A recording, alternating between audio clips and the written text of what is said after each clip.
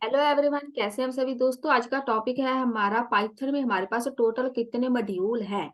Module मान लो package जिनके साथ हम काम करते हैं। भाई पाइथन में जब भी काम करना हो बेशक जीरो से लेकर एडवांस लेवल तक आपने पाइथन सीखनी है तो आपको भाई पैकेज के साथ काम करना आना पड़ेगा। सब कुछ इन्हीं पैकेज में है। तो हमारे पास टोटल 4 पैकेज है पाइथन में जिसके साथ हम ज्यादा काम करते हैं।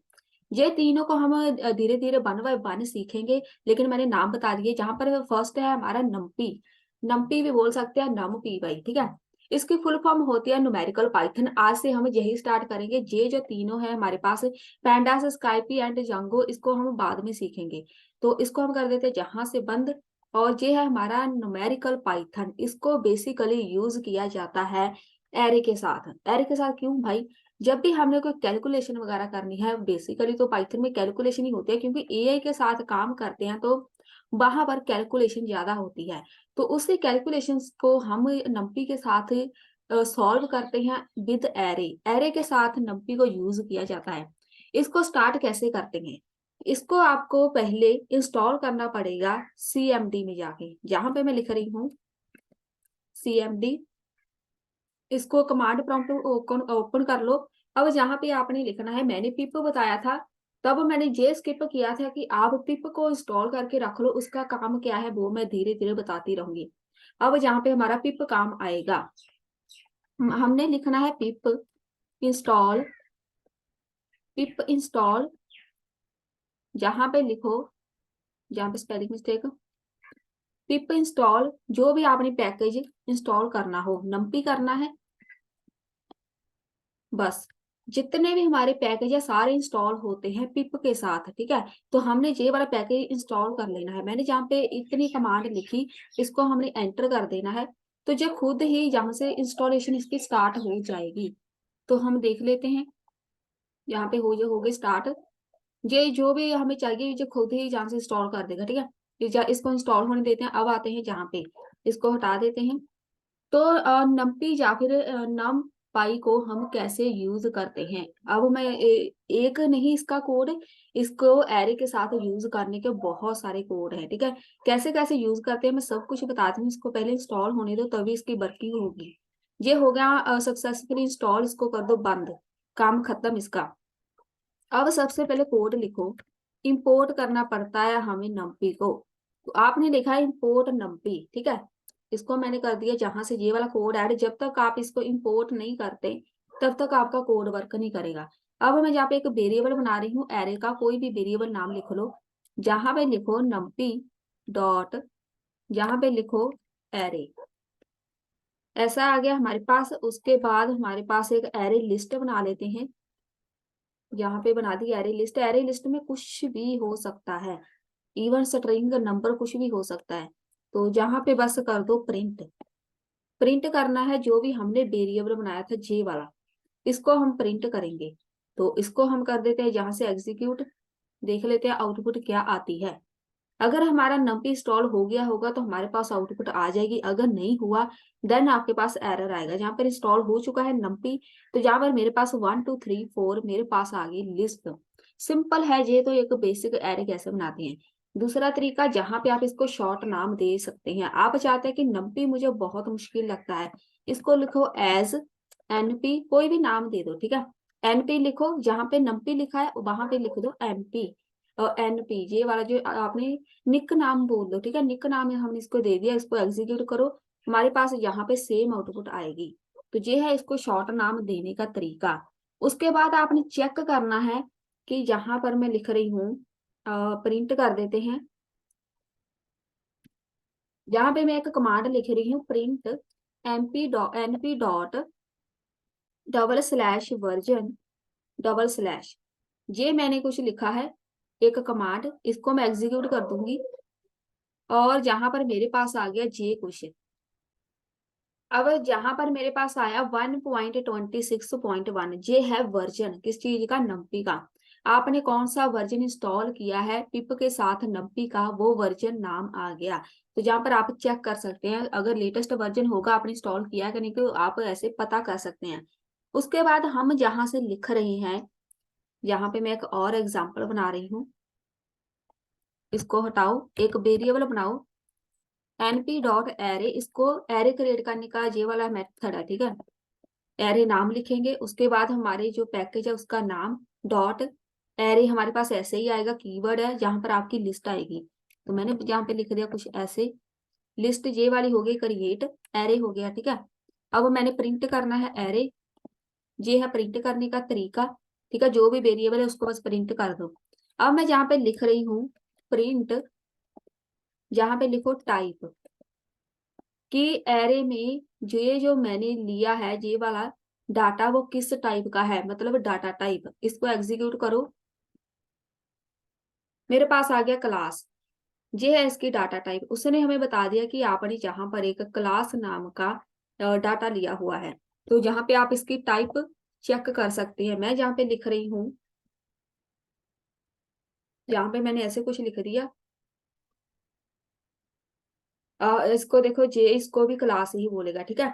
जब भी हम जहां पर ऐसे एरे के साथ कुछ मेंशन कर देते हैं वो सब क्लास ऑब्जेक्ट में आ जाता है। तो उसके बाद हम चलते हैं, इसके डायमेंशनल एरे कितने होते हैं। हमारे पास टोटल 3D तक होते हैं एरे, मतलब 0D, 1D, 2D and 3D। 0 dimensional array, 1 dimensional array, 2 dimensional array and 3 dimensional array. अब ये डायमेंशनल क्या होता है उसको दिखाती हूँ मैं। जहां से ये जो मैंने एरे बनाया है ये है 0 डायमेंशनल एरे। अब ये जीरो कैसे पता चलेगा, इसको हटाओ। जहां पर आप जो भी वैल्यू लिखते हैं उसी को हम डायमेंशन बोलते हैं। यहाँ पर सिंगल वैल्यू है, ठीक है, यहाँ पर सिंगल वैल्यू है, ये 0 डायमेंशनल एरे है। आपको सिंगल और 0 एंड 1 में फर्क अब नजर आएगा। ये है मेरा 0 एरे। अब मैं इसको 1D एरे में, 1D मतलब 1 डायमेंशनल एरे में कन्वर्ट कर रही हूँ। हमारा 1 डायमेंशनल एरे होता है ऐसा, ठीक है, जिसमें एक सिंगल स्क्वायर ब्रैकेट हो। सिंगल स्क्वायर ब्रैकेट में जितने ही मर्जी वैल्यूज ऐड कर सकते हैं, लेकिन हमारे पास सिंगल स्क्वायर ब्रैकेट होगी। ये होता है हमारा 1 डायमेंशनल एरे। इसमें जितनी मर्जी वैल्यूज हो सकती हैं, लेकिन ब्रैकेट, ये जो ब्रैकेट है ये सिंगल ही होगी, जहाँ पे स्टार्ट हुई जहाँ पे खत्म। 2D डायमेंशनल होता है जहाँ पे एक और आ गई हमारे पास ब्रैकेट। ये देखो, ये हो गया एक, ये एक ब्रैकेट हो गई, ये हो गई दूसरी, ठीक है। तो ये हो गया 2D। 2D डायमेंशन है, इसको प्रिंट करके देख लेते हैं आउटपुट कैसी आएगी। तो जहां पर मेरे पास 2 और 3 टप्पल्स है, जहां पर कॉमा है, इसको एग्जीक्यूट कर देते हैं। अब हमारी आ गई आउटपुट। अब देखो जहां पर जे एक ब्रैकेट है, ठीक है, एक एरे जे दूसरा एरे, इसको हम डबल स्क्वायर ब्रैकेट में लिखेंगे, ठीक है। तभी जाके जे पूरा एरे जितने मर्जी डायमेंशनल एरे है उसको सिंगल एक स्क्वायर ब्रैकेट में रखेंगे। अब करते हैं एग्जीक्यूट। जहां पर आ गया 2 3 4। अब जो 2 3 4 क्या आया, 2 3 एंड 4, यहाँ पर मेरे पास 2 डायमेंशनल एरे है। यहाँ पर आंसर आएगा कैसे, मैं इसको कर देती हूँ थोड़ा सा बड़ा, ऐसे। इधर हम आउटपुट चेक करते हैं। यहाँ पर देखो दोनों एरे मेरे पास आ गए, ठीक है। अब देखो ये 2D हो गया, आपका बस लिखने का तरीका ही जहाँ से बताएगा कि ये 2D है कि 3D। अब मैं 3D क्रिएट करूंगी, जहां से कॉमा लिख के मैं लिख रही हूँ 1 2 3 अगेन, कॉमा लिखो साथ में ऐसे, और इधर इधर भी एक कॉमा ऐड करो। ये हो गया हमारा 3D। अब ये पता कैसे चलेगा, जहां पर एक ब्रैकेट स्क्वायर ब्रैकेट स्टार्ट है, जहां पर एंड है, इसके बीच हम डबल ब्रैकेट लिख के जितने भी एरे बनाते जाएंगे उसकी एक डायमेंशन बनती जाएगी।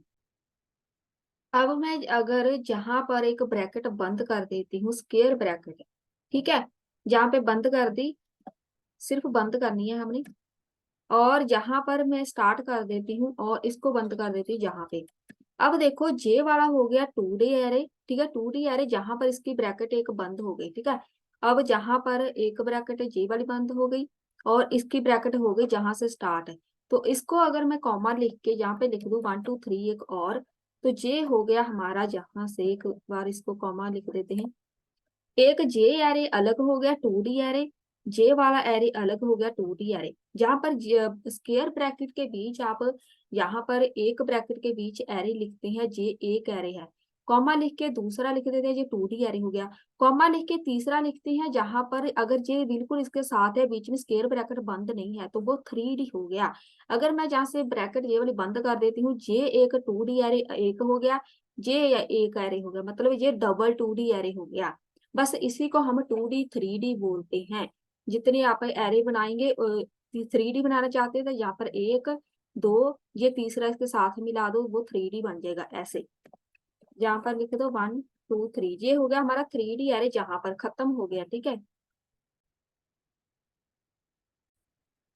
अब आप चेक भी कर सकते हैं, मैं सब कुछ यहाँ पे हटा देती हूँ, बस इतना लिखती हूँ। ठीक है, और इसको हटा दो, ये वाली ब्रैकेट हटा दो। मैंने ये वाला 2D एरे बनाया है, अब मैं चेक कर रही हूँ कि मैंने कितने डिमेंशनल एरे बनाया है। तो उसके लिए मैं लिखूंगी एरे डॉट, एरे तो लिखा हुआ है, जो भी वेरिएबल है हमारा उसको लिखो डॉट, जहां पे लिखो NDIM, नंबर ऑफ डायमेंशन।